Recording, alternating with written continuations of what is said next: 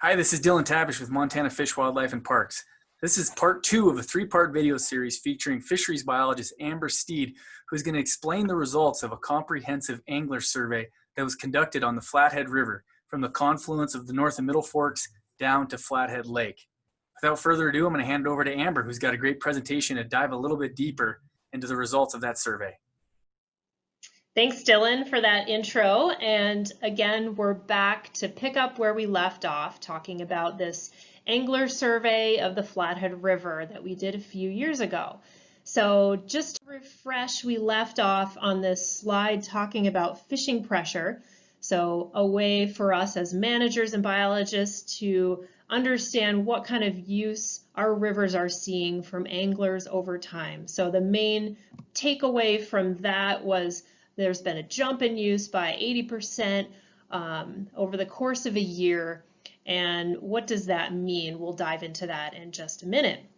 Another takeaway was this increased use and heavy use in this most recent survey in what we're calling Section 5, the lower river sloughs. So again, these are areas close to this lower main river channel, but they are abandoned river channels. They used to be connected as part of the flow. They still exchange water, but they're more lake-like environments. So these areas received a lot of use over the course of a year. So moving on to dive into a little more detail of that use over the course of a season and by different sections, what we found was, and you saw this on that last slide, that most of our use up here in the Flathead is in the summer. Pretty much a no-brainer. You probably could have guessed that. But for the remainder of the year, use is actually pretty evenly distributed among the other seasons. And a lot of what's driving that is the heavy angler use in these lower river sloughs. There's a lot of great ice fishing angling opportunities down there. So that's where winter comes into play.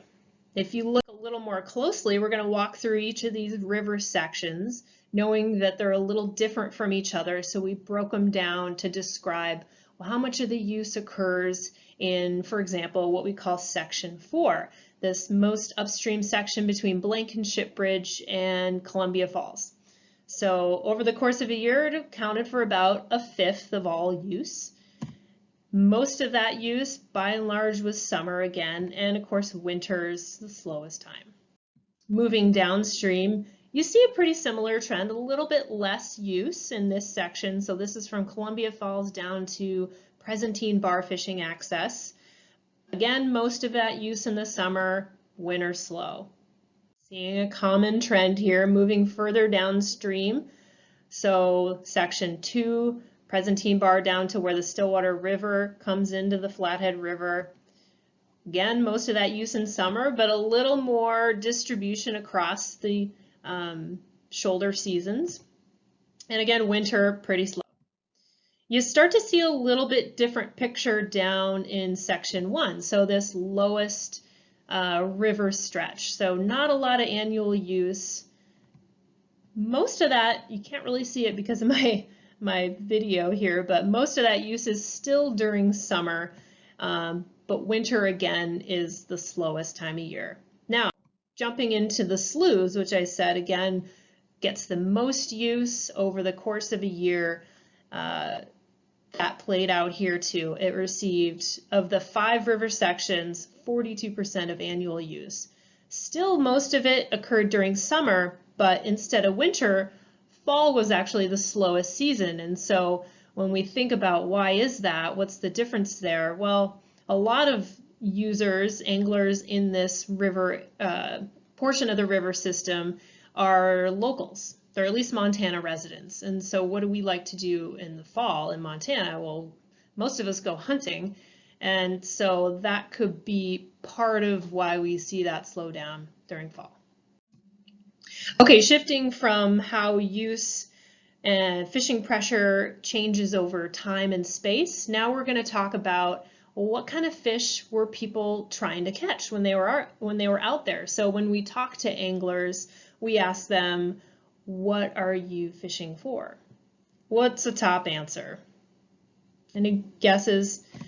Anything we can catch. So most people just want to catch a fish. They don't care what it is. They just want something on the end of their line. Number 2, West Slope cutthroat trout, our state fish.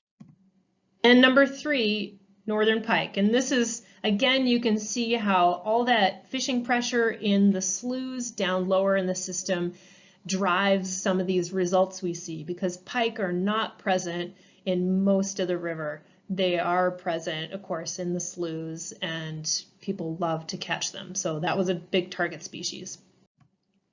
All right, shifting from what people wanted to catch to what they actually caught.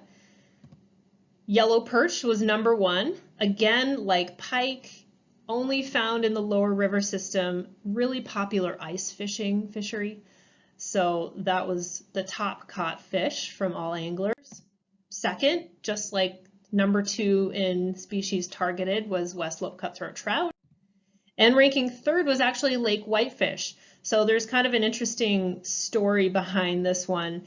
In the prior creel survey in the early 2000s, lake whitefish ranked number 1 in catch rates. And we'll get into how that's changed with harvest rates in a second. But the reason behind their drop in ranking is likely related to a couple things. So one, the only local processing facility that was able to buy lake whitefish from anglers to serve for human consumption, they closed business between the early 2000s and this latest angler survey. So there wasn't a big buyer locally for these fish.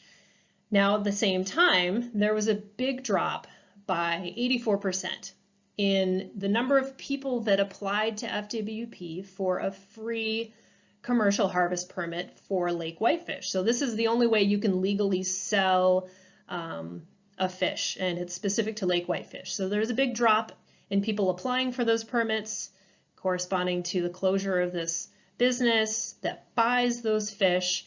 And lake whitefish numbers can vary year to year based on survival of young fish. So all these things contributed to likely lower catch rates and fewer people out there targeting the species. Now, for those that don't know, this is a fall-run fishery. They come up from Flathead Lake, where they spend most of the year. They come into the river, move quite a ways upstream, where they just spawn in the river, and so they can be targeted. They're great to catch, great to eat, so little backstory there. So shifting from catch rates to harvest rates, what did we find? Well, even though the numbers of lake whitefish harvested over time have gone down, at least in this window, this year-long study that we did compared to the early 2000s, lake whitefish are still the most harvested species in the river system. Ranking number 2 is this category we call other. So non-game fish, often used for bait, examples like northern pike minnow, peamouth. A lot of these fish are caught in the lower river system. And ranking 3rd, again, northern pike. A lot of people love to catch them down in the sloughs in the lower river system. So we'll wrap that up and transition next time into a little more results about what we found from our anglers and about our anglers, what types of gear are used, guided fishing trips, residency, and a little bit more, as well as diving into how have these data already been used to inform fisheries management.